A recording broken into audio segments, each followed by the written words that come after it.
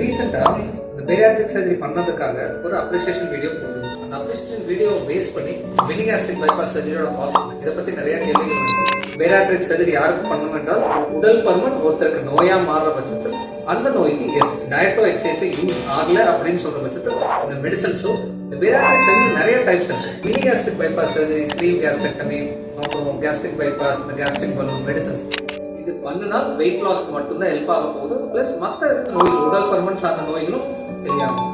ஒரே சர்ஜரி எல்லாத்துக்கும் பண்ண முடியாது. பேரியாட்ரிக் சர்ஜரி காஸ்ட் எதை பேஸ் பண்ணி இருக்குது அப்படின்னு சொல்லி பார்த்தீங்க அப்படின்னா என்ன டைப் ஆஃப் சர்ஜரி, என்ன டைப் ஆஃப் நம்ம இன்ஸ்ட்ருமெண்ட்ஸ் யூஸ் பண்றோம் அதை பேஸ் பண்ணி தான் இருக்கு. மேனுவல் டெக்னாலஜிக்கு ஒரு காஸ்ட் ஒன்று வருது, ரொபோட்டிக் டெக்னாலஜிக்கு ஒரு காஸ்ட் ஒன்று வருது. சரி, இதெல்லாம் யாரும் அஃபோர்ட் பண்ண முடியாதா அப்படின்னு சொல்லி கேட்டீங்கன்னா எல்லாத்தினாலையும் அஃபோர்ட் பண்ண முடியக்கூடிய சர்ஜரிஸ் தான். ரீசன் தான் முதலமைச்சர் காப்பீடு திட்டம் வருது, பிரைவேட்டா இன்சூரன்ஸ் இருந்தாலும் வருது.